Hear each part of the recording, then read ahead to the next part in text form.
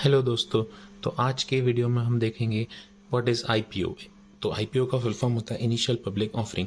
कोई भी कंपनी जब फर्स्ट टाइम अपने स्टॉक्स को शेयर मार्केट में लिस्ट करती है उस प्रोसेस को कहते हैं IPO. Okay, initial public offering. अब कोई भी कंपनी अपने शेयर्स को क्यों आईपीओ के फॉर्म में लाती है, वाई, वो रीज़न है कोई भी कंपनी के पास जब ज़्यादा पैसे की रिक्वायरमेंट होती है तो वो कंपनी के पास 3 ऑप्शंस होते हैं। ओके, फर्स्ट ऑप्शन होता है कोई भी कंपनी के पास कि वो बैंक के पास जाए पैसों के लिए, बट बैंक के पास अगर वो जाएंगे तो उनको उसके साथ में इंटरेस्ट भी पे करना पड़ेगा। सेकेंड ऑप्शन होता है कोई भी कंपनी अपने रिलेशनशिप्स या रिलेटिव्स के पास जाए, बट एक लेवल तक एक रिलेटिव्स आपको पैसा देंगे, उसको उस लेवल के बाद में रिलेटिव्स आपका पैसा नहीं दे सके। बट अगर आपको अपनी कंपनी को कुछ हाई लेवल पे ग्रो करना है, आपको मोर देन 1 सिटीज़ 10 सिटीज़, अगर आपको करोड्स में इन्वेस्टमेंट चाहिए तो आपके पास एक ही ऑप्शन बचता है, आपको स्टॉक मार्केट में अपनी कंपनी को लिस्ट करना होता है। ओके ओके, तो जब भी कोई कंपनी मार्केट में अपना आईपीओ लॉन्च करती है तो वो ये ऐलान करती है कि बहुत सारे लोग आप हमारी कंपनी में हिस्सेदारी ले सकते हैं। ओके, लाइक जिसे हम कहते हैं शेयर होल्डर्स।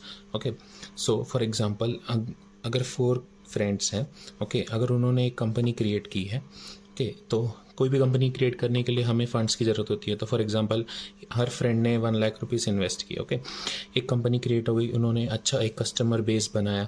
ओके, कंपनी अच्छा ग्रो करने लगी। फॉर एग्जांपल फर्स्ट मंथ में उनके 100 कस्टमर्स आए, नेक्स्ट मंथ में 200 कस्टमर्स आए, day by day customers increase हो रहे।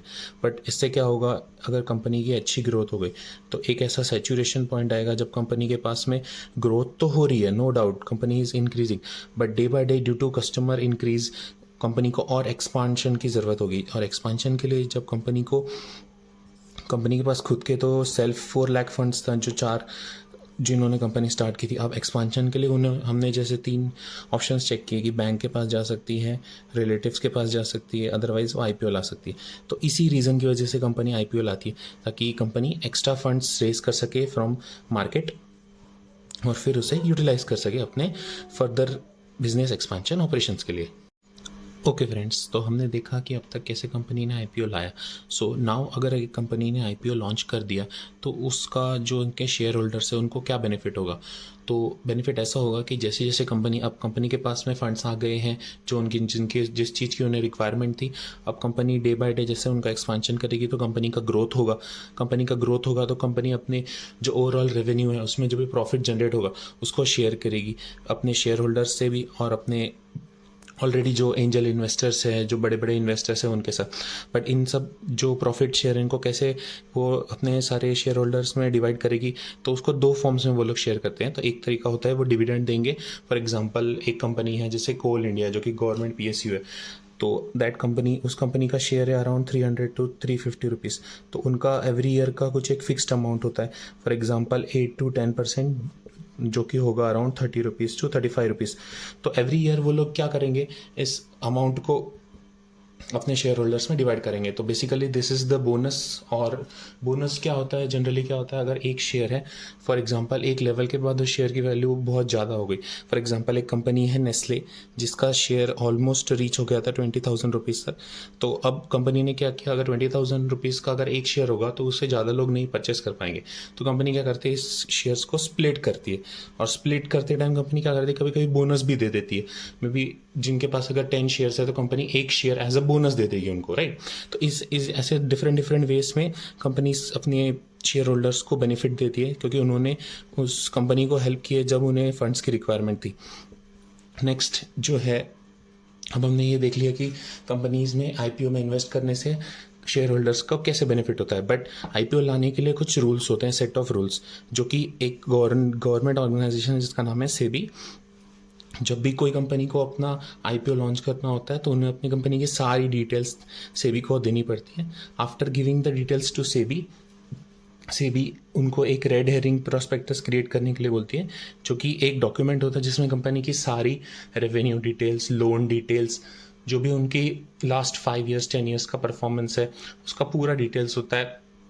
ऑल्सो इस तरीके से अगर हम before investing in any IPO अगर हम प्रॉपर रिसर्च करेंगे with reading proper red herring prospectus, company के फाइनेंशियल्स कैसे, ये सब चीज़ें अगर हम अच्छे से देख के इन्वेस्ट करेंगे तो हमारा पैसा डेफिनेटली ग्रो होगा। और हम लोग, हमारी जो मेन पर्पज़ है स्टॉक मार्केट में इन्वेस्ट करने का, वो यही है कि हम हमारा पैसा ग्रो करना चाहते हैं। ओके, तो हम लोग चलते हैं नेक्स्ट पार्ट पे। ओके फ्रेंड्स, तो नेक्स्ट पार्ट में अब हम देख रहे हैं कि आईपीओ में किस तरीके के इन्वेस्टर्स पैसा इन्वेस्ट करते हैं। तो there are 3 types of people who can invest in IPO. So first होते हैं क्वालिफाइड इंस्टीट्यूशनल बायर्स, यानी मतलब ऐसी कंपनीज जो काफ़ी बड़ी हैं, बड़े बड़े म्यूचुअल फंड्स, बड़े बड़े बैंक्स, बिग ऑर्गेनाइजेशंस जो करोड्स में इन्वेस्ट करते हैं। और हर एक जो टाइप ऑफ इन्वेस्टर होता है उनका कुछ फिक्स परसेंटेज ऑफ अमाउंट होता है जो कि एज पर SEBC rule minimum percentage allocation करना पड़ता है। तो फॉर एग्जांपल फर्स्ट होता है QIB, जिनको अराउंड 10 to 50% उनका एलोकेशन फिक्स होता है। नेक्स्ट होता है NII, that is non institutional investors, ऐसे लोग जो कि हाई नेट इंडिविजुअल्स होते हैं जिनके पास काफ़ी पैसा होता है, करोड़पति लोग होते हैं। So they are one type of angel investors जो कि अपना पैसा ऐसी कंपनीज में लगाते हैं। इनके लिए भी अमाउंट फिक्स होता है, दैट इज 10 to 15%। और लास्ट में आता है आपके और हमारे जैसे लोग जो कि एक रिटेल इन्वेस्टर्स होते हैं, दैट इज पब्लिक इन्वेस्टर्स, जिनका भी फिक्स्ड अमाउंट होता है 10 to 30%। ओके, तो इस 3 तरीके से अलग अलग टाइप ऑफ इन्वेस्टर्स होते हैं जिनका अमाउंट फिक्स होता है। और ये सब depending on company to company and type of the business what company is doing, ये परसेंटेज चेंज होता है, बट हार्डली ये परसेंटेज इसके अराउंड ही होता है। मैं आपको जस्ट एक एग्जांपल देना चाहता हूँ कि आईपीओ का कितना बड़ा बेनिफिट हो सकता है। फॉर एग्जांपल एक बहुत अच्छी रिटेल चेन है जो आप सब लोग जानते हैं, आप लोग सब लोग विजिट करते होंगे, डीमार्ट। जब डीमार्ट का आईपीओ आया था तो उनके इशू प्राइस, 3 टाइप की प्राइजेस होती है। फर्स्ट होती है इशू प्राइस। इशू प्राइस मतलब वो प्राइस जिस कंपनी ने फिक्स की है कि भाई हम हमारा जो आईपीओ ला रहे हैं वो इस बेस अमाउंट पे ला रहे हैं, तो उस बेसिस पे हम लोग उस पर इन्वेस्टमेंट करते हैं। तो इशू प्राइस, जब डीमार्ट ने अपना फर्स्ट टाइम आईपीओ लाया था उनकी इशू प्राइस थी ओनली 295 रुपीज़। और लिस्टिंग प्राइस मतलब वो प्राइस होती है जब एक्चुअली वो share after the process of IPO share market में BSE या NSE पर लिस्ट होता है। तो जब फर्स्ट डे डीमार्ट का शेयर लिस्ट हुआ था तो डायरेक्टली लिस्ट हुआ था 602। तो आप देख सकते हैं ऑलमोस्ट लिस्टिंग डे पे ही वो ऑलमोस्ट डबल हो चुका था। तो इतना अच्छा प्रॉफिट इतने कम टाइम में मिल सकता है। बट स्टॉक मार्केट उन लोगों के लिए नहीं है जो जल्दी पैसा बनाना चाहते हैं। जल्दी भी पैसा आप बना सकते हैं, but it is more important कि आप कितना ज़्यादा पेशेंस रख सकते हैं। क्योंकि जिन लोगों ने फर्स्ट डे, आप सोच के देखिए, जिन्होंने फर्स्ट डे बेच दिया होगा उन्होंने सिर्फ डबल पैसे किए होंगे। बट जो लोग जिन्होंने कंपनी के ऊपर विश्वास रखा और जिन्होंने सोचा कि नहीं, company is good and we should keep investing, तो उन्होंने अगर शेयर नहीं बेचे होते थे तो आज करंट प्राइस है 3976, जो कि ऑलमोस्ट 13 टाइम्स हो चुका है। और डीमार्ट का आईपीओ आया था अराउंड हार्डली 7 और 8 ईयर्स पहले। तो सिर्फ 7 ईयर्स में 13 टाइम्स, तो मुझे नहीं लगता है कोई भी चीज़ आपको, neither FD nor gold, nothing, ऐसी कोई भी चीज़ नहीं है जो इतने कम टाइम में आपको लीगली पैसा इतना अच्छे से ग्रो करके दे। अनदर कंपनी थी जो कि है पॉलीकैब। हम सबके घर में वायर्स होती हैं, तो one of the biggest company in India is Polycab. उनका जब शेयर आया था 2016 और 17 के अराउंड, तो उसकी इशू प्राइस थी ओनली 527 रुपीज़। जब वो लिस्ट हुआ था शेयर मार्केट पे तो वो लिस्ट हुआ था अराउंड 800 रुपीज़ पे। और अगर आप लोगों ने थोड़ा सा पेशेंस रखा होता था और आप आज तक रुके होते थे, तो last day, that is on Friday, आज का जो दिन है, लास्ट जो ट्रेडेड वैल्यू थी वो 4976 थी, जो कि ऑलमोस्ट 9x थे। जो लास्ट मंथ पॉलीकैब में कुछ इशू आया था जिसके कारण उनके स्टॉक्स गिरे थे, otherwise the all time high of Polycab is 6000। तो ऑलमोस्ट आपका पैसा 10x इसमें भी हुआ है। तो बोलने का ये मेन सेंस है कि अगर आप सही तरीके से इन्वेस्ट करोगे और आप ग्रो करना चाहते हो तो आपको वेट करना पड़ेगा। But it's all different type of investors have different type of psychologies. Okay, तो हम चलते हैं हमारे नेक्स्ट पार्ट पे। ओके फ्रेंड्स, तो हम लोग आ गए आज के लास्ट पार्ट पे, जो कि होता है रीज़न ऑफ आईपीओ। कोई भी कंपनी आईपीओ क्यों लाती है? 3 रीजंस हो सकते हैं कोई भी कंपनी के आईपीओ लाने के। फर्स्ट रीज़न हो सकता है एक डेप्थ। उस कंपनी ने ऑलरेडी इतना सारा लोन ले रखा है, उस लोन को उन्हें चुकाने के लिए उनके पास पैसे नहीं है, तो उसके लिए वो क्या करते हैं, मार्केट से फंड रेज करते हैं और उस फंड्स को यूटिलाइजेशन करते हैं ताकि वो फंड्स को अपने बोरोवर्स को वापस रिटर्न कर सके और अपना बिजनेस को अच्छे से ग्रो कर सके। नेक्स्ट होता है exit to angel investors, like जिन लोगों ने उस कंपनी में इनिशियली, लाइक फॉर एग्जांपल जब पेटीएम स्टार्ट हुआ था तब पेटीएम में बहुत सारे एंजल इन्वेस्टर्स ने अपने पैसे इन्वेस्ट किए थे। रतन टाटा जी ने इन्वेस्ट किए थे, अलीबाबा के ओनर ने इन्वेस्ट किए थे, ऐसे बहुत सारे हाई नेटवर्क इंडिविजुअल्स ने अपने पैसे इन्वेस्ट किए थे और हेल्प किया था पेटीएम को इनिशियल जो अपनी कंपनी है उसे सेटअप करने में। तो जब एक लेवल के बाद उस कंपनी का अच्छा ग्रोथ हो गया और जब वो आईपीओ आया, तो जो एंजल इन्वेस्टर्स हैं जिन्होंने उस कंपनी में इनिशियली पैसे डाले थे तो वो चाहेंगे कि अब उनका पैसा ग्रो कर चुका है, तो कुछ इन्वेस्टर रहते हैं जो कंटिन्यू करते हैं, बट कुछ इन्वेस्टर्स होते हैं जो चाहते हैं कि अब हमारे कुछ अमाउंट ऑफ मनी को हम लोग एग्जिट कर ले विद बाय बुकिंग प्रॉफिट्स। तो नेक्स्ट और रीज़न होता है ये, जिसका जो कि हम कहते हैं कि एग्जिट टू एंजल इन्वेस्टर्स। और थर्ड रीज़न होता है एक्सपांशन, जो कि हम ऑलरेडी डिस्कस कर चुके हैं कि one of the primary reasons company IPO लाने का है कि कंपनी अपना एक्सपांशन करना चाहती है। ओके, तो लास्ट जो आईपीओ का हम लोग फाइनल देखना चाहते हैं, कोई भी कंपनी में अगर आप इन्वेस्ट करना चाहते हैं, ओके, इवन आफ्टर आईपीओ, तो आपको सबसे बेसिक चीज़ जो चेक करनी है, मैं आपको 2 एग्जांपल्स के वे में बताना चाहता हूँ। For example, first example 1, second example 2। तो इसमें 3 टाइप के इन्वेस्टर्स हम चेक करेंगे। जो ओवरऑल कंपनी का जो शेयर होल्डिंग पैटर्न है उसमें हम देखेंगे कि जो प्रोमोटर है, मतलब एक्चुअल जो ओनर है कंपनी का, उनका कितना परसेंटेज है। तो एग्जाम्पल 1 में देख सकते हैं कि इट इज़ 80% और एग्जाम्पल 2 में देख सकते हैं 30%। ओके, सेकेंड है जो एंजल इन्वेस्टर्स या तो हाई नेटवर्क इंडिविजुअल्स, उनका कितना परसेंटेज है। एग्जाम्पल 1 में it is 10%, example 2 it is 20%। Now the third and the most risky thing, that is public.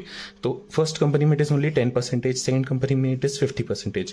तो आप खुद सोचिए, अगर आपकी कोई कंपनी है, उसका खुद का प्रमोटर की शेयर होल्डिंग कंपनी में इतनी कम है, तो ही एक्चुअली अगर इसका करने का एक ही रीज़न हो सकता है कि उन्होंने बहुत सारा डेप्ट लेने के लिए या एक्सपांशन करने के लिए अपनी शेयर होल्डिंग कम की। बट जितनी ज़्यादा शेयर होल्डिंग प्रमोटर के पास कम होगी, उतनी ज़्यादा कंपनी रिस्की बनती जाएगी। This is the most adopted phenomena. This can not apply to all the companies, but most of the cases में देखा गया है कि जिस कंपनी में प्रमोटर के पास मोर देन 60% शेयर होल्डिंग होती है, that company is considered as low risk and it can give you more growth in a longer period of time.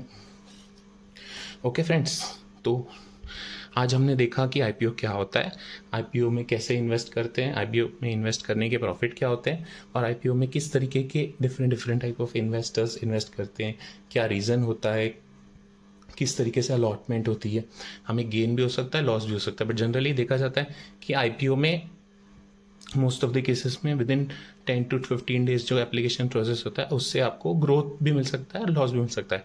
But it is up to you how you do your good research. The most important word before investing in IPO is research. अगर आप सही से research करेंगे तो definitely you will grow your money. Okay, तो हम लोग मिलते हैं हमारे नेक्स्ट वीडियो में with another topic. Till then, I am your host Gurpreet, signing off. अगर आपको ये वीडियो अच्छा लगा तो आप शेयर कर सकते हैं with all your friends and family, ताकि हम इंडिया के मोस्ट ऑफ द लोगों को फाइनेंशियली लिटरेट करने में हेल्प कर सके। अगर आपका कोई भी डाउट हो या आपका कोई भी ऐसा क्वेश्चन हो जो आप चाहते हैं मैं रिप्लाई करूं, तो you can post that question in comments. I will try to reply to that. Okay, thank you friends, will meet next time. Thank you.